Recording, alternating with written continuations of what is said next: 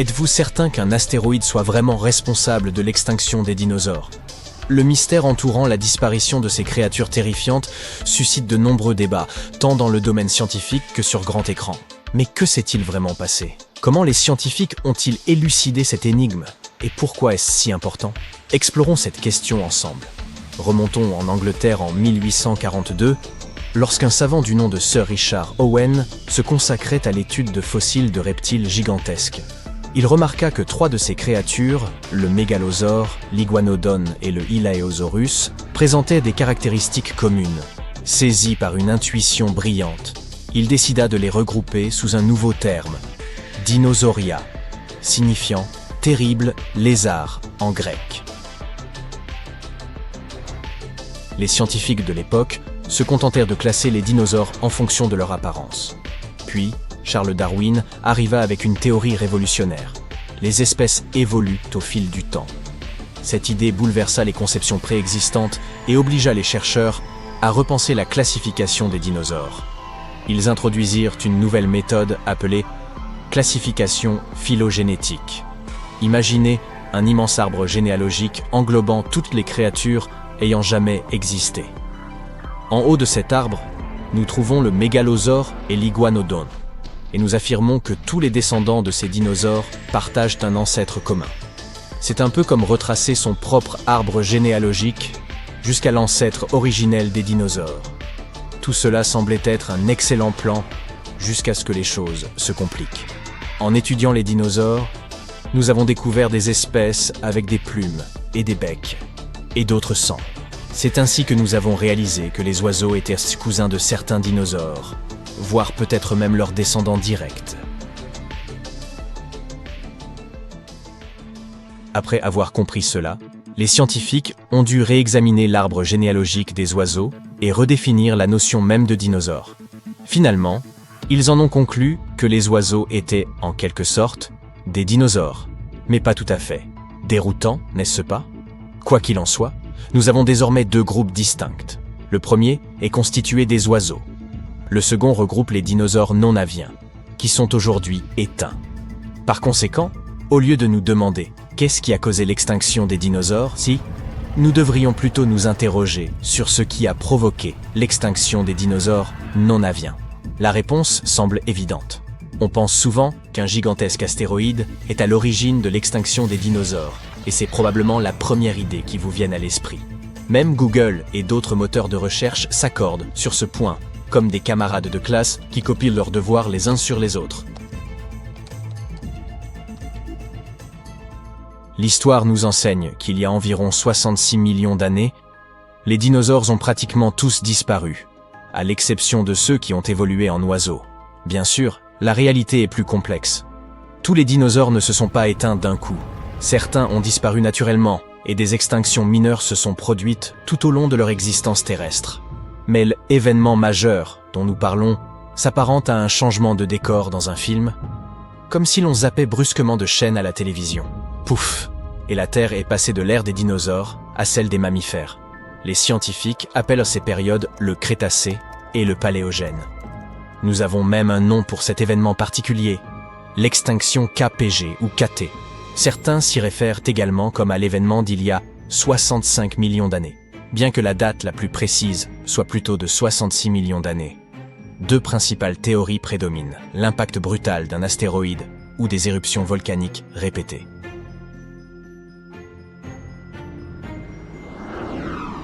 Parlons de l'hypothèse de l'astéroïde. Imaginez, il y a environ 66 millions d'années, un astéroïde colossal frappant la Terre. Cet objet avait un diamètre d'environ 10 km, soit un peu plus grand que le mont Everest. Fendant le ciel avec une vélocité stupéfiante, il se déplaçait à une centaine de fois la vitesse du son. Lors de son impact, il a libéré une immense quantité d'énergie. Ce cataclysme s'est produit dans ce qui est aujourd'hui le sud du Mexique, près du fameux cratère de Chicxulub, lié à l'extinction des dinosaures. Tout ce qui se trouvait à proximité de l'impact a été instantanément vaporisé. Imaginez l'explosion la plus massive que la Terre ait connue en plusieurs milliards d'années. Rien n'a survécu dans cette zone. Ensuite, les répercussions se sont faites sentir. Alors que la boule de feu se dissipait, la surface de la Terre a sombré dans le chaos. Le sol tremblait et se distordait. déclenchant des séismes d'une ampleur inimaginable. Les continents ressemblaient à d'immenses châteaux gonflables en plein délire. Puis, les débris projetés dans l'atmosphère par l'impact ont commencé à retomber en une pluie dense. Même si vous n'étiez pas à proximité des énormes fragments tombant au Mexique, vous auriez été touché par ces minuscules particules brûlantes qui volaient dans l'air.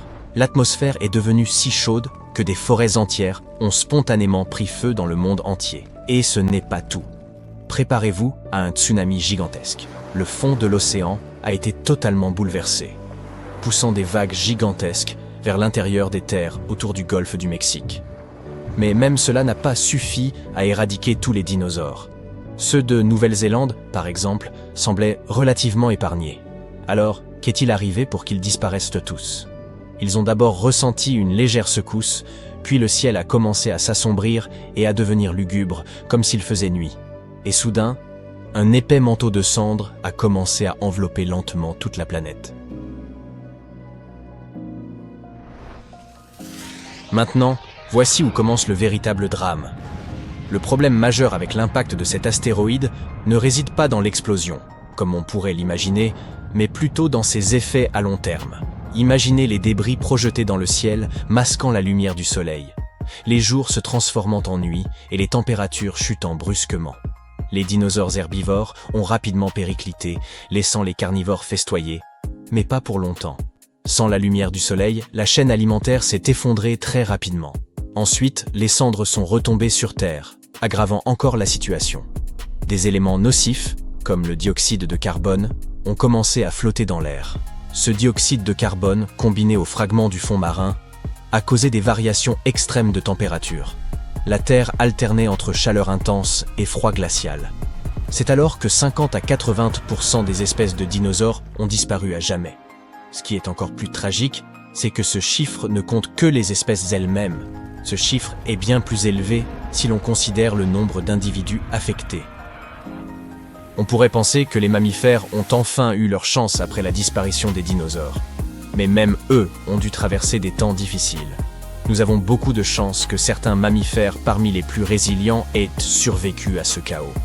Ceux qui ont subsisté étaient de véritables petits champions, dotés de métabolisme rapide, de régimes alimentaires flexibles ou de terriers parfaitement abrités. Mais cette histoire n'est qu'une hypothèse. Il existe une autre théorie, celle du volcanisme. Les volcans, ces montagnes de feu, ont pour habitude de vomir de la lave et de provoquer des ravages incomparables. Étonnamment, cette théorie ne concerne pas les éruptions explosives, mais quelque chose de plus lent et de plus pernicieux. Environ 1 million d'années avant la catastrophe des dinosaures, un grand bouleversement s'est produit sous la surface de la Terre. Profondément enfouie sous ce qui est aujourd'hui l'Inde, une rivière de magma a commencé à se former, réchauffant progressivement la région. Puis, l'Inde a été frappée violemment, se transformant en une mer de lave, semblable à un océan ardent, comme si une multitude de camions-bennes déversaient lentement leur contenu de lave. Ces résidus solidifiés sont connus sous le nom de trappe du Décan, une couche profonde de lave solidifiée couvrant une étendue de la taille de la France. Tout comme dans notre histoire d'astéroïdes, le véritable problème avec le volcanisme réside dans l'air. Pendant des centaines de milliers d'années, le dioxyde de soufre s'est répandu comme une ombre inarrêtable, assombrissant le ciel et provoquant des pluies acides. Les sources de nourriture se sont transformées en poison, et les océans sont devenus des bains d'acide. Ensuite, le dioxyde de carbone a pris le relais. C'était comme jouer avec le thermostat, bouleversant complètement le climat de la Terre. Cela a conduit à un véritable chaos. Les écosystèmes ont été perturbés, les chaînes alimentaires se sont rompues, et les espèces se sont éteintes les unes après les autres. Ces deux théories semblent assez crédibles. Les experts ont engagé de grands débats pour déterminer laquelle était correcte et expliquer pourquoi les dinosaures ont disparu. Alors, quelle est la vraie réponse ? Malheureusement, nous ne le savons toujours pas. Certains scientifiques défendent une théorie, tandis que d'autres lui préfèrent la seconde, nous laissant au final tous perplexes. Mais ne soyez pas trop sévères envers les médias ou les scientifiques. Ils font de leur mieux pour élucider le mystère de la disparition des dinosaures, et peut-être qu'un jour, nous découvrirons enfin la vraie réponse. Alors, restez à l'écoute. Le problème avec l'astéroïde qui a anéanti les dinosaures, ce n'est pas vraiment l'astéroïde en soi, mais plutôt le lieu de l'impact. Ce caillou de l'espace a vraiment choisi le mauvais endroit pour percuter la Terre. L'angle de l'impact était aussi mal choisi. S'il s'était écrasé à la verticale, il y aurait eu moins de dégâts. Mais l'impact avec un tel angle a soulevé d'énormes quantités de poussière dans les airs. Après le désastre, des tonnes de suie ont pris feu. Il y a 65 millions d'années, seulement 13% de la surface de la Terre contenait assez de soufre et de pétrole pour former de grandes quantités de suie. Si l'astéroïde était tombé sur les 87% restants du territoire terrestre, les dinosaures existeraient probablement encore aujourd'hui. Mais il a impacté le pire endroit possible et soulevé 1 million de tonnes de matière inflammable dans l'air. Un nuage de particules incandescentes a empli le ciel et s'est déplacé au-dessus de la surface terrestre. Puis ces particules se sont posées au sol et ont déclenché de très nombreux incendies. En brûlant, les arbres ont libéré encore plus de suie. Mais l'astéroïde n'a pas seulement impacté une surface rocheuse, il est tombé sur la côte dans un lieu où le fond marin était riche en sulfate. Un incendie s'est déclenché suite à l'impact, ce qui a libéré de l'acide sulfurique dans l'atmosphère. L'air est devenu toxique. Les dinosaures n'avaient aucune chance. Imaginons maintenant que l'astéroïde se soit écrasé à un autre endroit, au milieu de l'océan par exemple. Des vagues géantes auraient inondé une partie de la surface terrestre, mais la plupart des dinosaures auraient survécu. Encore mieux, l'astéroïde aurait pu s'écraser quelque part dans le désert en créant un cratère géant. Et c'est tout. Les quelques dinosaures qui passaient par là n'auraient bien évidemment pas survécu, mais la situation n'aurait pas été si catastrophique. Bon, mettons que les lézards géants soient toujours les animaux dominants sur notre planète. Ils empêchent les autres animaux de se développer, puisque les tyrannosaures et autres reptiles féroces chassent les mammouths et autres créatures. La population de mammifères décline. Les vélociraptors se battent contre les tigres à dents de sabre et les ours pour leur territoire. C'est une bataille pour la survie qui commence entre les dinosaures et les autres animaux. Puis arrive l'âge de glace. Certains reptiles ne survivent pas. De nouveaux acteurs entrent en scène. Les premiers ancêtres des humains. Difficile de cohabiter avec les dinosaures. Ils attaquent les campements et les grottes. Les ancêtres des humains doivent construire des murs pour se protéger. Au passage, le tyrannosaure n'est pas si dangereux que ça pour l'être humain, contrairement à ce que tu crois. De récentes recherches ont montré que beaucoup de proies réussiraient à fuir devant ce prédateur. Oui, dans les films, il rattrape des voitures sans aucun problème. Mais dans la réalité, il ne ferait pas si peur. Les paléontologues et les biologistes ont analysé les os du tyrannosaure et ont découvert qu'il ne pouvait pas courir bien vite. Le maximum de sa vitesse correspond à la moitié de celle d'un athlète. Des milliers d'années passent et les gens ont appris à vivre avec les dinosaures. Ils ont même réussi à apprivoiser certains gros lézards. Ils ont domestiqué les dinosaures herbivores pour développer l'agriculture. Les tricératops et les taureaux labourent les champs ensemble. Imagine des fermes pleines de diplodocus et de brachiosaures. Les gens grimpent sur leurs longs coups et cueillent les fruits des branches les plus hautes. Les stégosaures protègent les troupeaux des loups et des vélociraptors. Les dinosaures à carapace, comme les ankylosaures, aident les humains à traverser les déserts. Ils portent de lourdes charges, comme les chameaux et les ânes. Les humains partagent la planète avec ces grands lézards et vivent en harmonie. La situation est bien différente dans les océans et les mers. Les reptiles aquatiques attaquent les navires faits de bois et attrapent tout le poisson. Imagine que tu sois en train de naviguer vers un autre continent dans un navire plein de céréales, de tissus, de fourrures et d'autres biens. Tout à coup, un mosasaure géant apparaît à l'horizon. C'est l'un des dinosaures aquatiques les plus puissants. À côté, un requin blanc ressemble à une sardine. Cette créature pourrait facilement battre un mégalodon. Tu le croises donc en pleine mer. Il mord la coque du navire et le tire sous l'eau. Les dinosaures aquatiques sont le principal obstacle à la communication entre les continents. Par conséquent, le progrès est ralenti de quelques centaines d'années.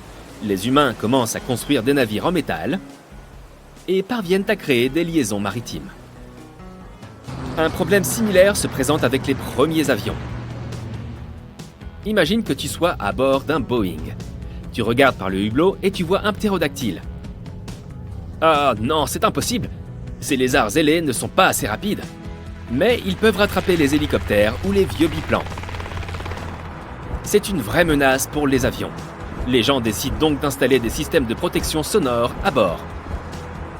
Les ptérodactyles entendent un ultrason de loin et s'enfuient. Les gens équipent les sous-marins et les navires avec ce même système à ultrasons. Les humains ont compris comment se défendre. Mais un autre problème se présente. Ces lézards sont les rois de la faune et ils pourchassent toutes les autres espèces animales. Les dinosaures traversent la savane africaine et des lézards à fourrure vivent dans les forêts en hiver. Les lions, les loups et les ours ne sont plus au sommet de la chaîne alimentaire. Les rhinocéros se battent contre les Parasaurolophus. Les stégosaures attaquent les hippopotames et envahissent leur territoire. Les jungles sont peuplées de dinosaures venimeux qui peuvent grimper aux arbres et chasser les singes. Imagine un singe reptilien qui saute d'un arbre à l'autre. Pour sauver les animaux normaux de l'extinction, les humains doivent tenir sous contrôle les populations de reptiles prédateurs. Ils créent alors des réserves et des parcs naturels partout dans le monde pour accueillir ces reptiles et les séparer des autres animaux. Les dinosaures sont désormais sous contrôle. Les grands reptiles ne représentent plus un danger et les humains commencent à élever des petits dinosaures inoffensifs. Certains veulent des caméléons chez eux, d'autres préfèrent les Microceratus. Des expositions de dinosaures sont organisées. Les gens promènent leurs dinosaures comme si c'était des chiens. Les gens font des selfies avec leurs reptiles. Ils vont faire du shopping et se rendent au café. Les dinosaures sont devenus la norme. Ils sont presque mignons. Les humains vont à cheval, à dos de chameau, mais aussi à dos de Pasaurolophus et de Pachycéphalosaures. Ils ont aussi essayé d'apprivoiser les vélociraptors, mais n'ont pas réussi. Ce sont des reptiles dangereux et ils ne sont pas capables d'obéir. Il est aussi difficile d'apprivoiser un vélociraptor qu'un alligator. Malgré tout, les chiens et les chats sont encore plus populaires car ils sont plus intelligents. Le cerveau d'un dinosaure fait presque la taille du cerveau d'une poule. Mais qui sait, s'ils avaient survécu jusqu'à aujourd'hui, ils auraient peut-être évolué et seraient devenus plus intelligents. Ça aurait été un vrai problème pour les humains. Certains chercheurs pensent que les dinosaures n'auraient quand même pas survécu, même sans météorite. Ils devaient supporter leur poids colossal. C'était beaucoup trop lourd pour leurs os et leurs articulations. Ils n'auraient pas survécu à l'âge de glace avec ces caractéristiques. Mais les plus petits lézards auraient peut-être survécu. Les dinosaures rapides et agiles comme les vélociraptors et les pachycéphalosaures auraient survécu. Mais sous quelle forme ? Est-ce que les dinosaures ont évolué en quelque chose que l'on connaît déjà ? Prenons de bonnes vieilles poules par exemple. De nombreux chercheurs pensent qu'elles descendent directement du formidable tyrannosaure. Cet oiseau a des gènes en commun avec le dinosaure. Ouais, difficile à croire. Mais observe le corps et la démarche d'une poule. Enlève-lui ses plumes, recouvre-la d'écailles et mets-lui une mâchoire dentée au lieu d'un bec. Voilà un mini T-Rex. Il n'y a pas que les poules qui descendent des dinosaures. Beaucoup d'oiseaux sont les descendants directs des dinosaures. C'est étonnant, mais les alligators, les serpents, les crocodiles et les varans ne sont pas aussi proches de leurs ancêtres dinosaures que les pélicans, les cigognes et autres créatures volantes. Après des millions d'années d'évolution, les pattes des dinosaures se sont transformées en ailes et les mâchoires allongées se sont transformées en bec. La génétique des oiseaux permet de comprendre les dinosaures. Les pélicans ressemblent à des ptérodactyles et les autruches à des vélociraptors. Il existe probablement d'autres animaux qui ont des gènes en commun avec nos gros lézards. Si cette météorite ne s'était pas écrasée sur Terre, tous les dinosaures auraient évolué en créatures complètement différentes et inattendues. Les chercheurs veulent étudier attentivement l'ADN des oiseaux et essayer de remonter l'évolution grâce à l'ingénierie génétique. Ils espèrent pouvoir faire naître des dinosaures un jour. Pour ce faire, ils doivent trouver un génome spécifique qui est resté inchangé pendant des dizaines de millions d'années. Ce génome se cache dans l'ADN et il n'est pas si facile de le trouver et de l'extraire. Tu crois qu'en 2050, on verra naître des dinosaures ? De grands troupeaux de dinosaures courent dans la forêt. La température augmente rapidement et tout ce qui se trouve derrière eux commence à prendre feu. Certains dinosaures se retrouvent coincés dans des marécages et ne peuvent en sortir. Des ptérodactyles volent au-dessus de leur tête alors qu'ils tentent d'éviter la déflagration qui va bientôt recouvrir la Terre. Cet événement s'est produit il y a environ 66 millions d'années. Il a anéanti presque tous les êtres vivants sur Terre. Les oiseaux et les dinosaures volants sont les seuls à avoir survécu à la plus grande extinction de tous les temps. Et ne me reproche rien, je n'étais pas là à l'époque. Descendons le long de l'arbre de l'évolution pour voir le premier oiseau du monde, l'Archéoptérix. Il avait la taille d'un corbeau de notre époque, mais ressemblait à un petit dinosaure avec des plumes. Il avait de nombreuses petites dents coniques, presque comme les alligators. C'est parce que l'Archéoptérix était plus proche des reptiles que des oiseaux. Cependant, son cerveau était 3 fois plus grand que celui de ces reptiles. Bien qu'il ait eu des ailes avec des plumes, il pouvait difficilement voler comme les oiseaux modernes. Les articulations de ses épaules ne lui permettaient pas de soulever ses ailes au-dessus de son dos. Donc, il ne pouvait pas faire un battement d'ailes complet. Le plus probable est qu'Archéoptérix était capable de vol plané avec de petits battements d'ailes. L'évolution a ensuite mené à des espèces plus évoluées, capables de voler complètement. Les ptérodactyles. Ces animaux n'avaient pas de plumes, mais des membranes faites de peau et de muscles. L'envergure de leurs ailes était à peu près de la longueur d'une jambe humaine. Ils pouvaient voler parfaitement et attraper des poissons et des petits animaux. Bien que les dinosaures qui volaient pouvaient facilement distancer les prédateurs terrestres, comme les vélociraptors et les T-Rex, la plupart d'entre eux n'ont pas survécu à l'impact d'une météorite géante. Examinons cet événement étape par étape pour voir comment ils sont arrivés à notre époque. 10 minutes avant le choc de la météorite. Un énorme rocher de la taille de l'île de Manhattan se déplace vers la Terre dans l'espace. Il pèse 460 trillions de tonnes. C'est comme 3 trillions de baleines bleues, les mammifères les plus lourds qui aient jamais vécu sur Terre. Et il s'approche de notre planète à 19 km par seconde. À cette vitesse, il pourrait traverser l'océan Atlantique en seulement 4,5 minutes. C'est 2 fois plus rapide que la vitesse à laquelle nos vaisseaux spatiaux modernes peuvent voler. 5 secondes avant le crash de la météorite. Oh, ça devient tendu. La force gravitationnelle de la Terre continue d'attirer cette météorite géante. Elle fait un trou dans notre atmosphère et crée un bruit sec si fort que l'on peut l'entendre de l'autre côté de la Terre. Tous les animaux de notre planète se réveillent en panique. Ils lèvent la tête et voient un énorme rocher qui commence à brûler dans l'air. De plus petits fragments commencent à se détacher de la météorite principale. Ce feu est si brillant qu'il éclaire presque comme le soleil. Les dinosaures volants et autres ancêtres des oiseaux modernes sont les premiers à sentir le danger. Ils se dirigent vers le ciel et essaient de s'éloigner le plus possible du lieu de l'impact pour sauver leur vie. Le moment de l'impact. La masse colossale et la vitesse de la météorite lui confèrent une énorme quantité d'énergie. Dès qu'elle touche la Terre, elle provoque une explosion de 150 trillions de tonnes de TNT. L'onde de choc arrache littéralement des morceaux de notre planète et les projette en l'air. Un énorme mur d'énergie commence à se déplacer du point d'impact dans toutes les directions. Il arrache les arbres avec leurs racines et les pousse au sol comme des dominos. L'onde de choc entoure complètement notre planète. Cette énergie se transforme en chaleur. Tout ce qui se trouve autour du site de l'impact commence à s'enflammer. Les jungles vertes et les arbres se transforment en charbons ardents en quelques secondes. Le sol et les rochers s'évaporent tout simplement. La collision a provoqué un énorme tremblement de terre. Certains dinosaures sont peut-être tombés dans les fissures apparues dans le sol. Un fort tremblement de terre a provoqué un tsunami avec des vagues plus hautes que l'Empire State Building. Les dinosaures qui n'étaient pas piégés dans les forêts en feu ont été emportés par les énormes vagues. Les dinosaures d'Amérique du Nord tentent de s'échapper en courant vers le nord. Mais le raz-de-marée les rattrape inévitablement. Les dinosaures volants n'ont aucun problème avec les tremblements de terre ou les tsunamis. Ils volent assez haut pour éviter les vagues géantes, mais ils devront faire face à la chute continue de débris de météorites. 5 minutes après le crash de la météorite, une pluie de météorites composée de fragments de rochers géants continue de tomber sur la Terre. Certaines météorites ont la taille d'une voiture, d'autres ressemblent plutôt à un grand bâtiment. Des cendres et de la poussière s'élèvent dans l'air. Leur température est si élevée qu'elles fondent et se transforment en lave liquide, puis retombent sur Terre, provoquant de nouveaux incendies. Les pluies de météores posent également des problèmes aux dinosaures volants. Ils doivent manœuvrer et esquiver les roches chauffées à blanc qui tombent. Les températures élevées sont un énorme problème pour eux, car elles peuvent leur faire perdre leurs plumes. Et sans plumes, ils ne sont pas capables de voler. 10 heures après le crash de la météorite. Pendant tout ce temps, les dinosaures n'ont cessé de courir vers le nord. Ils se sont retrouvés dans un territoire inconnu avec de nombreux marécages. Les dinosaures géants, comme les T-Rex, ont des jambes aussi longues que la taille d'un humain adulte. Ils ont une chance de passer à travers ce terrain, mais s'ils tombaient, ils ne pourraient jamais se relever. Les dinosaures plus petits, comme le Triceratops, avaient des jambes courtes, et eux ne pouvaient pas traverser ces marécages denses. 1 mois après le crash de la météorite, 15 trillions de tonnes de cendres ont été éjectées dans notre atmosphère. Un nuage géant a bloqué le soleil et la Terre a été plongée dans l'obscurité totale.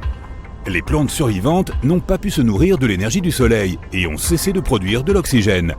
Les dinosaures qui ont survécu peuvent à peine respirer à cause du manque d'air et de la grande quantité de poussière. Le manque de soleil dans le ciel a fait disparaître le phytoplancton. De nombreux animaux marins se sont retrouvés sans leur seule ressource de nourriture. La poussière et les cendres dans l'atmosphère empêchent notre planète de recevoir la chaleur du soleil et la température commence à baisser. L'endroit où est tombée la météorite était riche en soufre. Cet acide toxique s'est évaporé au moment de l'impact et a formé des nuages.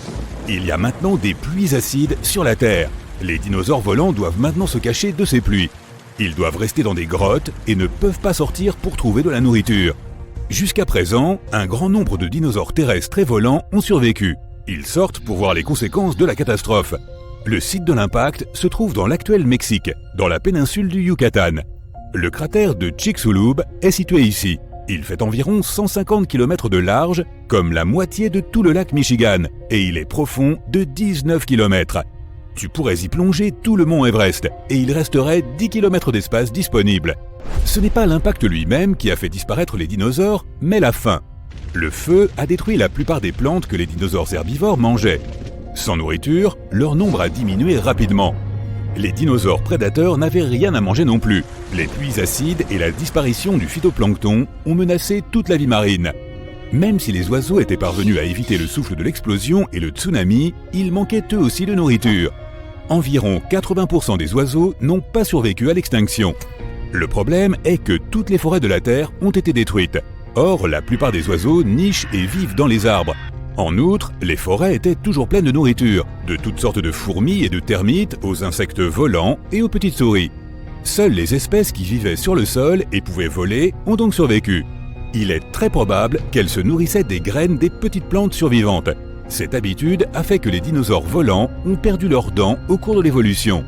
Au lieu d'avoir des mâchoires avec un tas de dents pointues, ils ont obtenu de longs becs pour attraper de minuscules graines sur le sol. Même si la Terre semble alors être un endroit terrible pour vivre, les oiseaux ont connu un boom évolutif. Ils ont dû parcourir de longues distances à la recherche de nourriture. Leurs ailes sont devenues plus fortes, ils se sentent également à l'abri des prédateurs qui les considéraient auparavant comme de la nourriture. Aucun T-Rex ne peut plus désormais surprendre un oiseau en plein sommeil. Environ 1000 ans après la collision, les premières forêts denses sont réapparues. Cela a donné un autre grand coup de pouce à l'évolution. 1 million d'années plus tard, des forêts pleines de nourriture sont peuplées par les ancêtres des oiseaux-souris actuels. Et 65 millions d'années plus tard, à l'époque moderne, nous avons environ 10 000 espèces d'oiseaux. Pigeons, corbeaux, aigles et faucons, même les pingouins, ce sont tous des descendants des dinosaures. Mais il y a eu d'autres survivants. Certains ancêtres des alligators et des crocodiles ont pu s'adapter à des conditions changeantes. Environ 80% des espèces de tortues ont réussi à survivre à cette gigantesque extinction. Et leurs descendants vivent aujourd'hui parmi nous. Les serpents et les lézards ont également été capables de survivre à ces temps difficiles dans leur terrier. Même certains mammifères, comme les monotrèmes, ont survécu. Cet animal de la taille d'un hérisson a pu continuer à évoluer. Plusieurs millions d'années plus tard, ces mammifères ont évolué en primates qui ont ensuite donné naissance à l'homme moderne. Et beaucoup plus tard est apparu l'iPhone. Boum!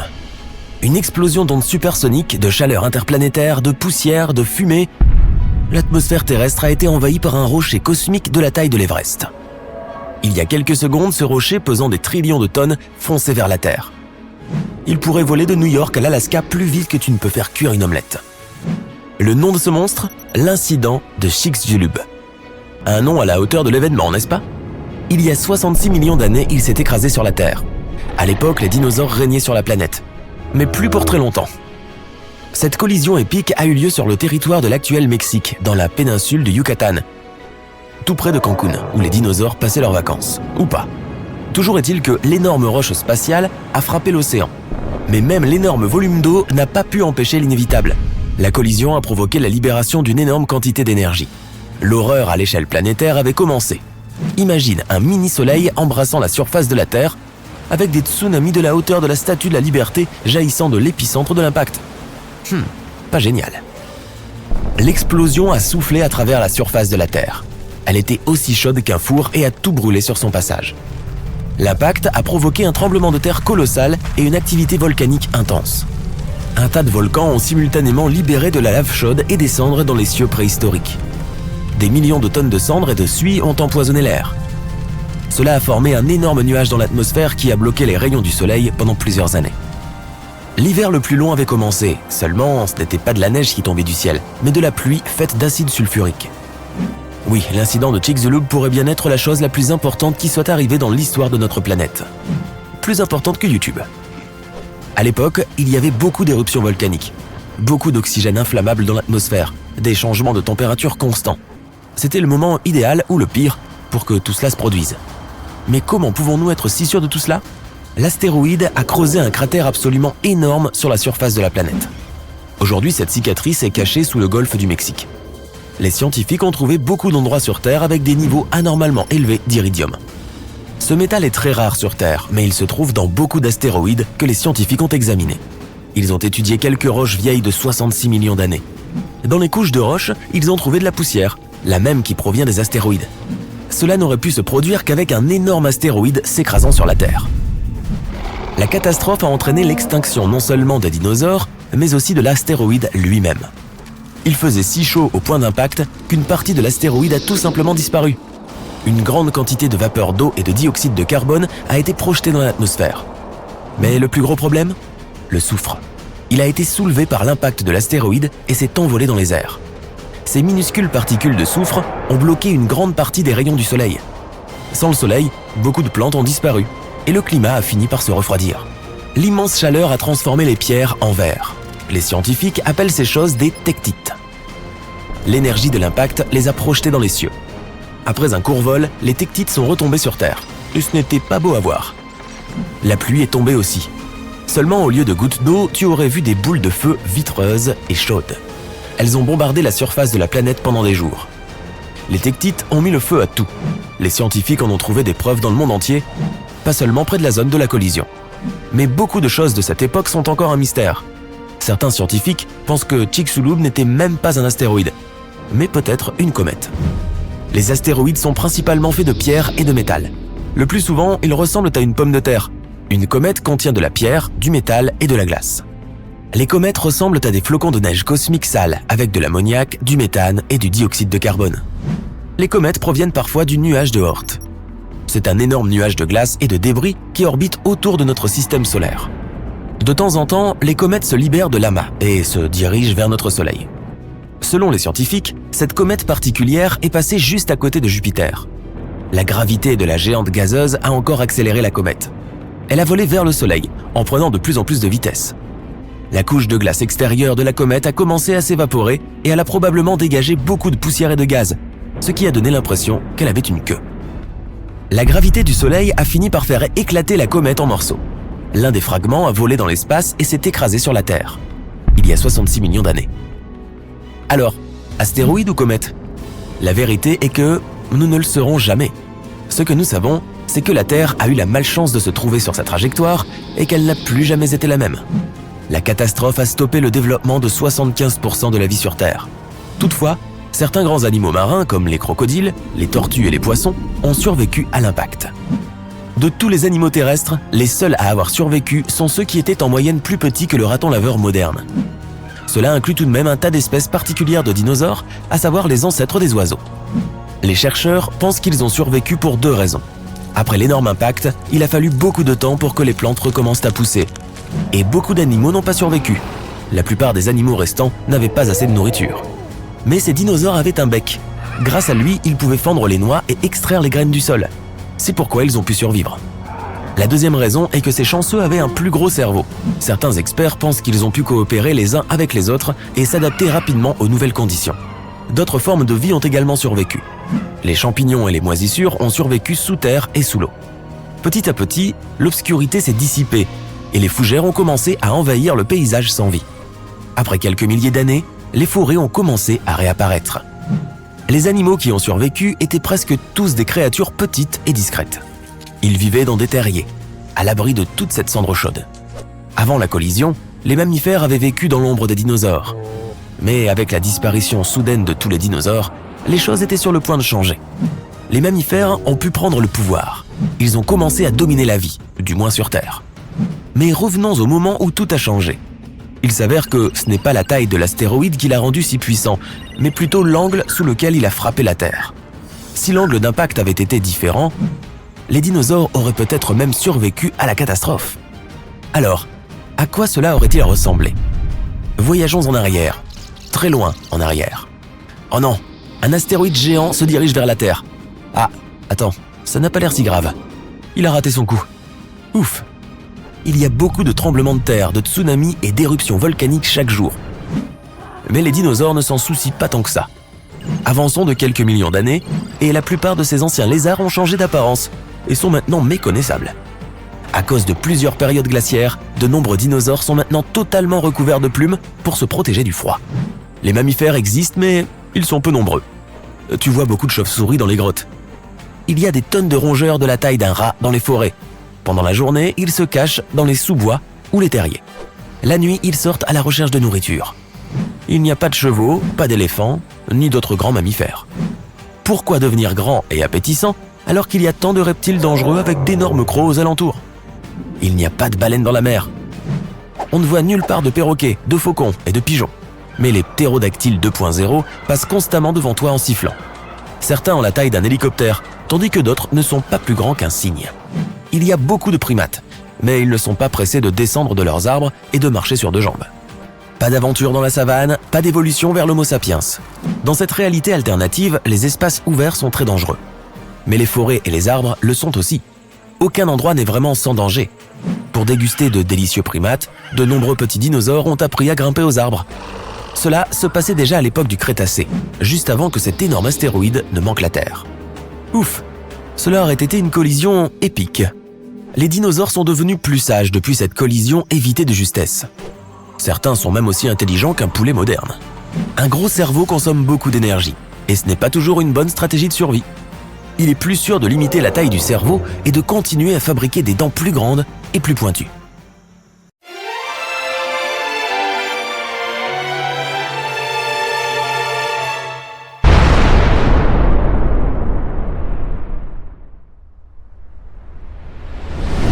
Bestioles aux créatures colossales, tous les animaux tentent d'échapper à un mur de feu qui se déplace dans leur direction. La température augmente et tout ce qui se trouve autour commence à s'embraser. Bientôt, beaucoup d'animaux et de plantes sur Terre cesseront d'exister. Ce sont les conséquences de l'écrasement d'un astéroïde géant sur notre planète. Mais si les dinosaures avaient eu un certain esprit d'analyse, ils auraient pu deviner ce qui allait se passer. Car cet astéroïde était visible. 1 an avant l'impact. Sans les lumières des villes, tous les points lumineux dans le ciel sont des étoiles. Certains d'entre eux sont des planètes qui reflètent la lumière provenant du Soleil, comme Mars. Mais l'un de ces points est un astéroïde. Plus tard, il sera connu sous le nom d'impacteur Chicxulub. Il tire son nom de la région de l'actuel Mexique où il est tombé. Bref, à ce stade, l'astéroïde ressemble à une étoile. Il a la même luminosité que Neptune. Tu aurais même pu le photographier avec un appareil de haute résolution. Si seulement les dinosaures avaient eu des pouces. L'impacteur traverse maintenant l'orbite de Jupiter. À cette distance, la Terre ressemble à un point bleu pâle. 1 mois avant l'impact. L'astéroïde est devenu beaucoup plus brillant. C'est maintenant le point le plus lumineux du ciel nocturne après la Lune. L'astéroïde croise l'orbite de Mars. Sa queue, composée de poussière et de gaz, est de plus en plus longue. Elle est maintenant aussi longue que 2 fois la distance entre la Terre et la Lune. 1 semaine avant l'impact. La queue de l'intrus fait maintenant 5 fois la distance entre la Terre et la Lune. Mais les dinosaures ne peuvent pas apprécier sa beauté. Pour eux, c'est juste un autre point brillant dans le ciel nocturne. Si cet astéroïde se dirigeait vers la Terre en ce moment, les scientifiques pourraient localiser l'endroit exact de son impact à 1 km près. Nous pourrions alors évacuer les gens de la zone et éviter une catastrophe majeure. 1 jour avant l'impact, l'impacteur Chicxulub occupe désormais la première place parmi les objets les plus lumineux du ciel. La lumière qui l'entoure, appelée halo, semble encore plus grande que la Lune elle-même. L'astéroïde croise maintenant l'orbite de la Lune. Il ressemble à un point lumineux qui laisse une traînée cendrée derrière lui. 1 heure avant l'impact. La lumière de l'impacteur Chicxulub est plus brillante que la pleine lune, et son mouvement peut être perçu à l'œil nu. Les nuits sur Terre ne sont plus sombres. Ce n'est que maintenant que les dinosaures commencent à être inquiets. Tous les animaux de la Terre commencent à chercher un abri. 10 minutes avant l'impact. L'astéroïde entre maintenant dans l'orbite de la Terre. Des milliers de petits fragments de sa queue commencent à tomber sur la planète.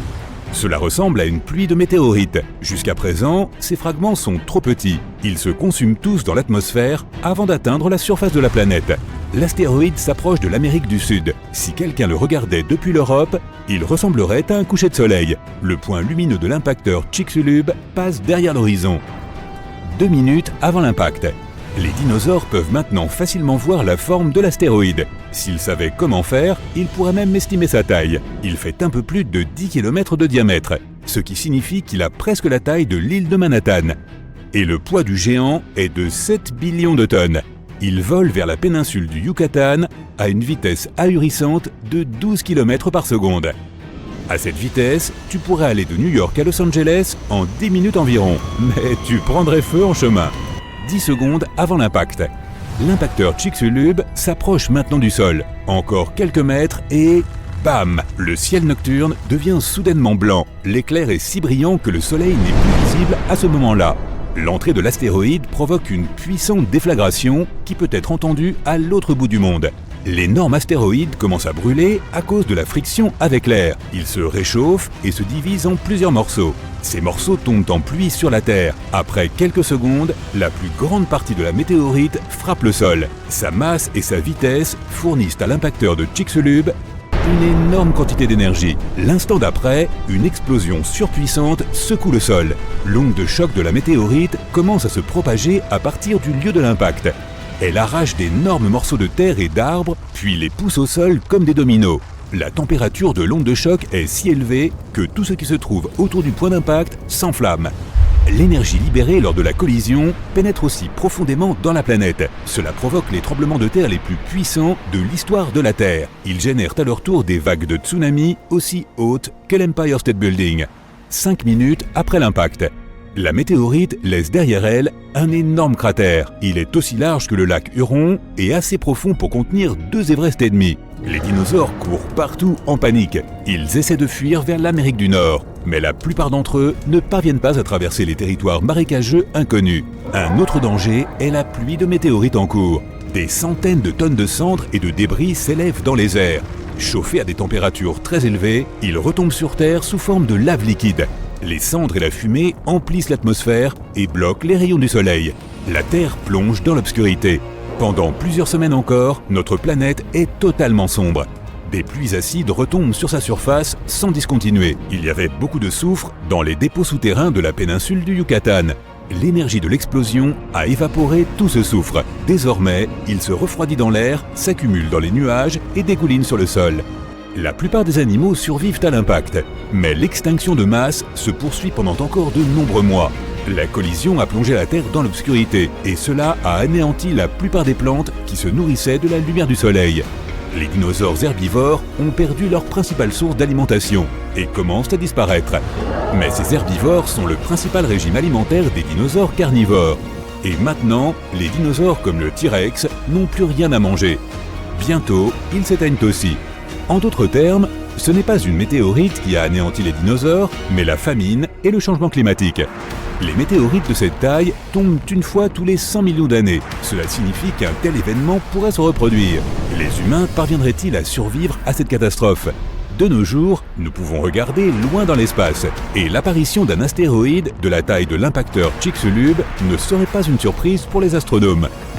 En général, les astéroïdes qui font plus de 140 mètres de diamètre sont considérés comme potentiellement dangereux. Quoi qu'il en soit, si nous sommes informés de l'approche d'un corps spatial, nous pourrons construire des abris remplis de réserves de nourriture et d'eau.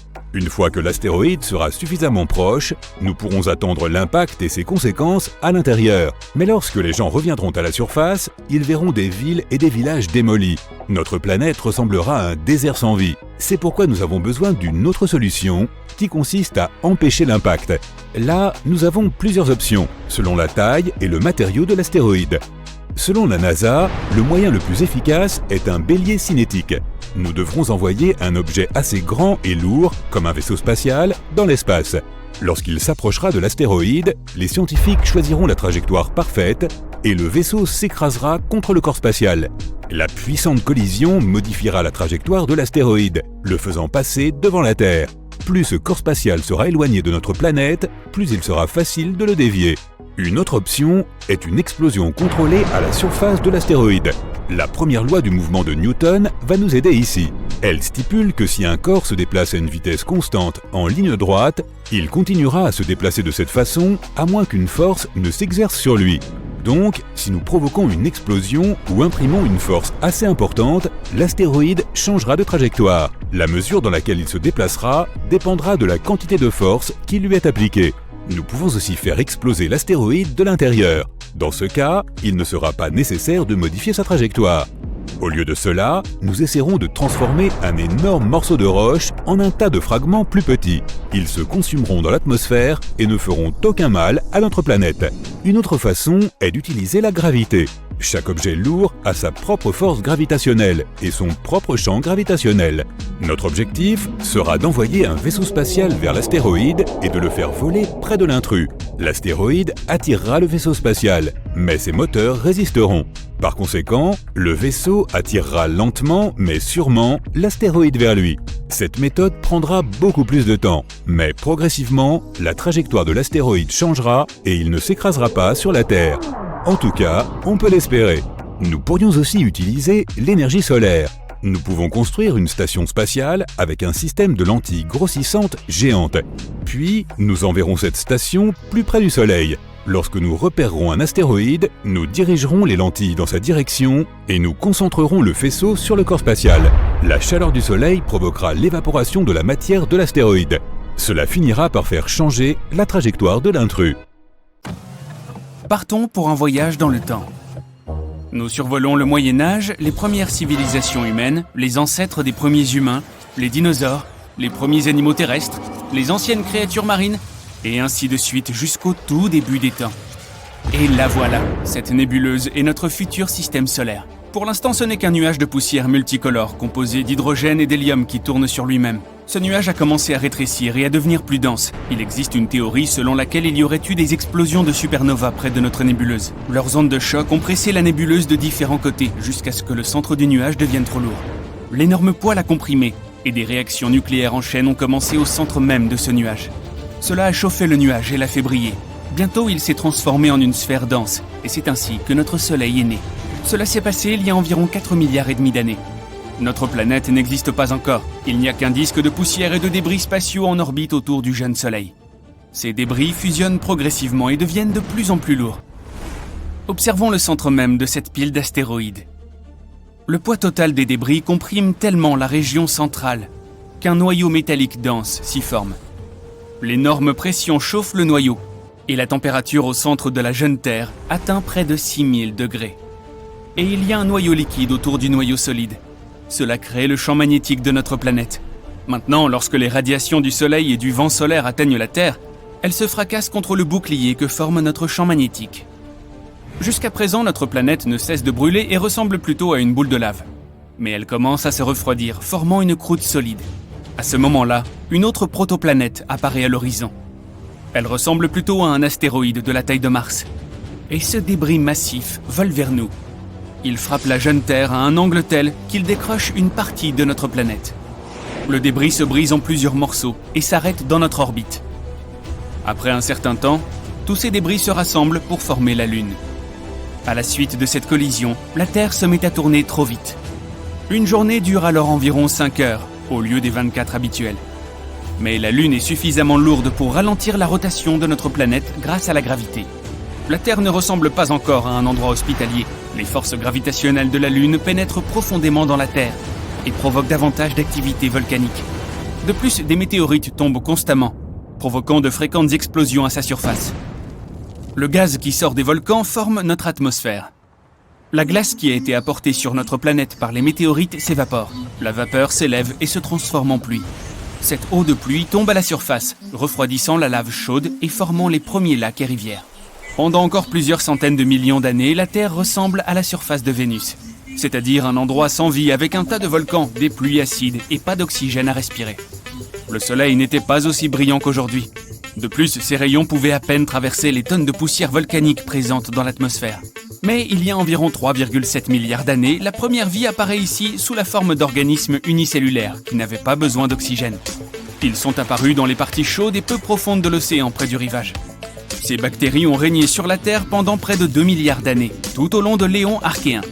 Elles ont laissé des stromatolites. Ce sont des piliers de terre au fond des eaux chaudes peu profondes. Ils sont le produit d'organismes simples et de bactéries. Ces bactéries ont évolué jusqu'à ce qu'elles apprennent la photosynthèse.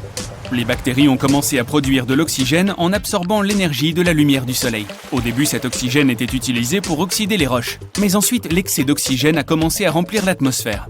De plus, à cette époque, les premières algues sont apparues, qui produisaient également de l'oxygène. Cet événement est appelé l'événement de grande oxydation, et il a provoqué la disparition de presque tous les organismes vivants de la surface de la Terre. Pour les organismes simples, l'oxygène était toxique, et les restes de bactéries et de micro-organismes ont coulé au fond de l'océan. Plusieurs millions d'années plus tard, ces restes seront recyclés, et sous l'énorme pression de l'eau et de la croûte terrestre, ils se transformeront en pétrole.